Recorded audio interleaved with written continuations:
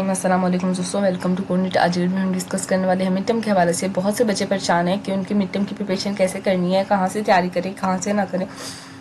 Specially वो बच्चे जिनका भी फर्स्ट सेमेस्टर है, उनको कुछ भी आइडिया नहीं है कि उनकी प्रिपरेशन कैसे करनी है। उनका जस्ट लाइक उनका कोर्स क्या है, उनको क्या क्या देखना पड़ता है, उनका पासिंग क्राइटेरिया क्या है। ठीक है, तो सारे क्वेश्चन का जवाब है इन वीडियो में, तो वीडियो को एंड तक क्लास में देखिएगा। वीडियो स्टार्ट कर बेसिकली इसमें हम एग्जाम पैटर्न के बारे में बात करेंगे, मार्क्स डिस्ट्रीब्यूशन के बारे में, पासिंग क्राइटेरिया, हमें तैयारी कहाँ से करनी है, उसके लिए क्या स्ट्रैटेजी अपनानी चाहिए। सबसे पहले हम बात करते हैं कि पेपर की कितने टाइप्स होते हैं। तो दो टाइप्स का पेपर होता है, एक ऑब्जेक्टिव होता है, सेकंड सब्जेक्टिव होता है। हमारा ऑब्जेक्टिव भी होता है, सब्जेक्टिव भी होता है। ये कैसे पता चलेगा कौन सा पेपर ऑब्जेक्टिव है, कौन सा सब्जेक्टिव, ये मैं आपसे थोड़ी देर में शेयर करती हूँ।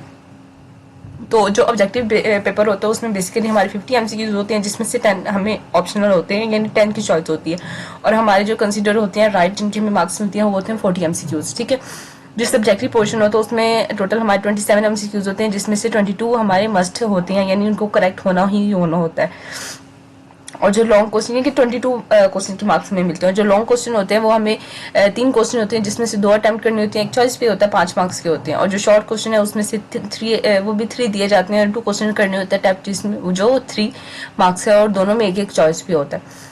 अब बात कर लेते हैं इंटरनल असेसमेंट्स के ब्रेकडाउन्स की। तो बेसिकली हमारे जो असाइनमेंट जीडीपी और क्विज होते हैं, उसके बेसिकली हमारे परसेंटेज होती है 10 to 20%। जो हमारी मिड्स की एग्जामिनेशन होती हैं, ये भी बहुत ज़्यादा यानी कि हमारे फाइनल में हेल्पफुल होती हैं, तो 20 to 30% इनका होता है। और जो हमारा लास्ट सेमेस्टर होता है वो अबाउट 60% होता है। ठीक है, तो 60% मार्क्स हमारा उसका होता है। जो टोटल इंटरनल जो हमारे मार्क्स बनते हैं वो हमारे तकरीबन 1000 यानी कि 100% मार्क्स जो हमारा पूरा यानी कि हमारे सेमेस्टर वाइज जो हमारा परसेंटेज होता है ऐसे बनता है। तो हमें फाइनल जो फाइनल में क्राइटेरिया है, तो एटलीस्ट 20% हमें मार्क्स चाहिए होते हैं फाइनल में ना पास होने के लिए। तो मैक्सिमम हमें 60 मार्क्स चाहिए हर सब्जेक्ट को पास करने के, तब जाके हम अपना सेमेस्टर क्लियर करेंगे।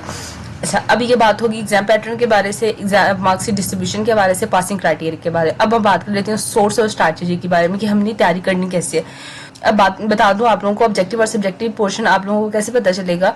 तो आपके जितने भी सब्जेक्ट्स होंगे ना, सबके रहता अनाउंसमेंट में, जैसे आप लोगों के मिड स्टार्ट होंगे, आप लोगों के अनाउंसमेंट में ना उसका पेपर पैटर्न आ जाएगा।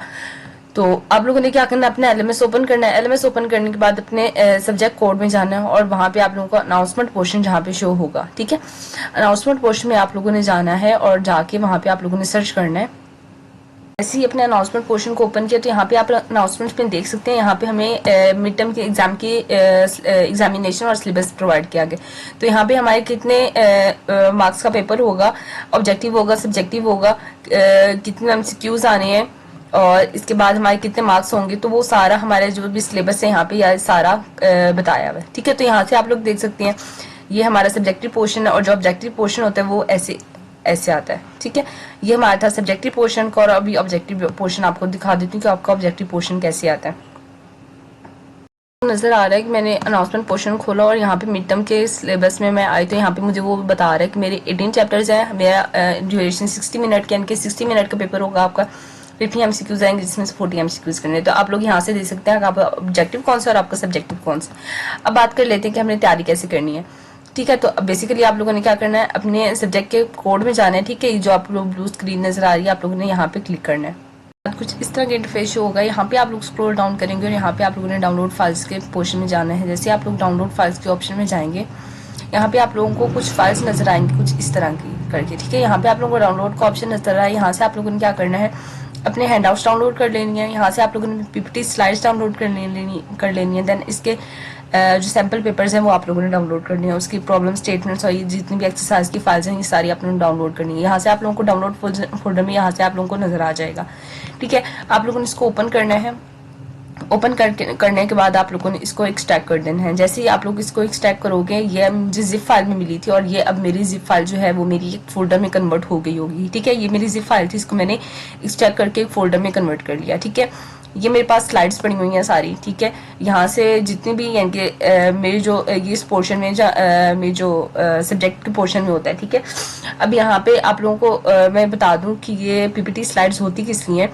तो यहाँ पे आप लोग देख सकते हैं कि जो लेक्चर व्यू के जब हम ऑप्शन में जाते हैं, तो वहाँ पे एक तो मेरे पास वीडियो का कंटेंट ठीक है टैब होता है। सेकेंडली मेरे पास एक रीडिंग का टैब होता है। ठीक है, ये रीडिंग वाला टैब है। अब यहाँ पे जितनी भी इंपॉर्टेंट बात होगी इस रीडिंग के पोर्शन में, ठीक है, वो सारी मेरी क्या हो जाएगी, वो मेरी सारी इस पीपीटी स्लाइड्स में दे देंगे वो, ठीक है।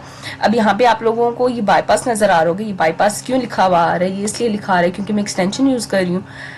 ये वीडियो फाइवर बाईपास क्विज की एक्सटेंशन है। इसे आप लोग क्विज भी क्विज भी पास कर सकते हो, क्विज और जो आपका लेक्चर है वो एट अ टाइम आप लोगों का हो जाएगा, ठीक है। लेक्चर बाईपास हो जाता है इससे आपको जीडीबी क्विजेस असाइनमेंट्स जितने भी वीडियोस हैं आप लोगों का कॉपी पेस्ट इनेबल हो जाता है। काफी एडवांस लेवल की एक्सटेंशन है। कैसे इसको इनेबल करना है, अगर आप लोगों को वो देखनी है तो लिंक डिस्क्रिप्शन में दे दूंगी, आप लोग वहां से जाके देख लेना।